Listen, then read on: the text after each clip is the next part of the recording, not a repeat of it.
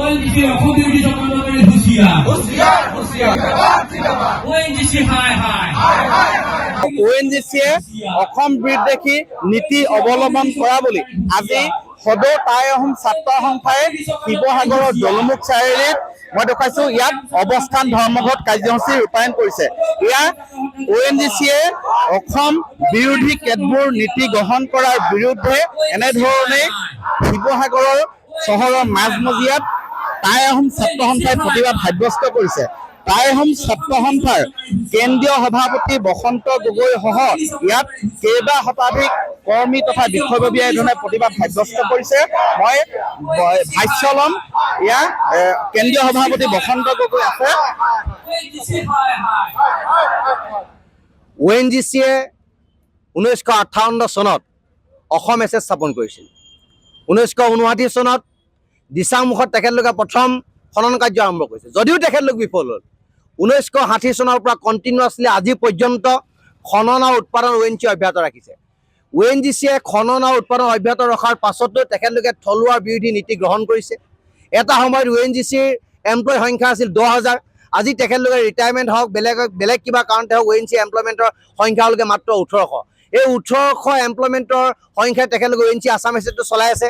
গতিকে তেখেতলোকে আজিলৈকে ONGCৰ কোনো ধৰণৰ এমপ্লয়মেণ্ট জেনেৰেট কৰা নাই। আমি সদৌ টাই আহোম ছাত্ৰসন্থাই স্পষ্টভাৱে ক'ব বিচাৰিছোঁ, যি পৰ্যন্ত ONGC অসম বিদ্বেষী এই চৰিত্ৰটো অক্ষুণ্ণ ৰাখিব, যি পৰ্যন্ত ONGCয়ে থলুৱা নিযুক্তিৰ প্ৰক্ৰিয়া তেখেতলোকে ত্বৰান্বিত নকৰিব, যি পৰ্যন্ত অফিচ ইয়াৰ পৰা স্থানান্তৰিত নকৰোঁ বুলি আমাক লিখিত প্ৰতিশ্ৰুতি নিদিব, সেই পৰ্যন্ত টাই আহোম ছাত্ৰ সন্থাৰ এই আন্দোলন চলি থাকিব।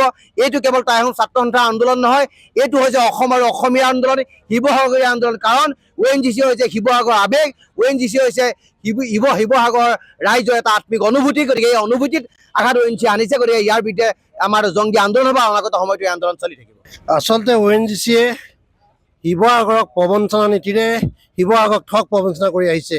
1960 চনৰ পৰা ONGCয়ে শিৱসাগৰত তেল খনন কাৰ্য উৎপাদন কৰিছিল। কিন্তু শিৱসাগৰৰ অৱস্থা আপোনালোকে চাওক, তেওঁলোকে কি কৰিছে, তেওঁলোকে দুৰ্নীতিগ্ৰস্ত হৈ শিৱসাগৰক ঠগ প্ৰবঞ্চনাই শিৱসাগৰৰ ৰাইজক ঠগ প্ৰবঞ্চনা কৰি আহিছে। গতিকে আমি সদৌ টাই আহোম ছাত্ৰ সন্থাই ONGCক আমি এই নীতিৰ প্ৰতিবাদ কৰিছোঁ। এই নীতিৰ জৰিয়তে যাতে তেখেতসকলে আমাক প্ৰবঞ্চনা নকৰি যাতে শিৱসাগৰ ৰাইজক এটা সুস্থিৰ সিদ্ধান্ত দিবৰ কাৰণে আহ্বান জনাইছে। লগতে আমি এটা কথা আহ্বান জনাব বিচাৰিছোঁ, আপোনালোকে হয়তো জানে বিভিন্ন সময়ত শিৱসাগৰৰ পৰা তেওঁলোকে অফিচসমূহ স্থানান্তৰ কৰিব বিচাৰিছে, নিবনুৱা সমস্যাৰ সৃষ্টি কৰিছে। নিবনুৱাৰ নামত 1% মানুহক আজি সংস্থাপিত কৰা নাই। গতিকে আমি সদৌ টাই আহোম ছাত্ৰ সন্থাই এই প্ৰতিবাদৰ যোগেদি তেওঁলোকক সকীয়াই দিব বিচাৰিছোঁ। অনতিপলমে যদি এই ব্যৱস্থাসমূহ সুপৰিকল্পিতভাৱে শিৱসাগৰ ৰাইজক যদি সকাহ দিব নোৱাৰে, সদৌ টাই আহোম ছাত্ৰ সন্থাই জংগী আন্দোলন কৰাৰ লগতে আমাৰ খনন কাৰ্য ব্যাহত কৰিবলৈ কিন্তু বাধ্য।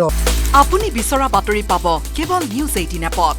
নিউজ 18 এপ ডাউনলোড কৰিবলৈ স্কেন কৰক এই QR কোড।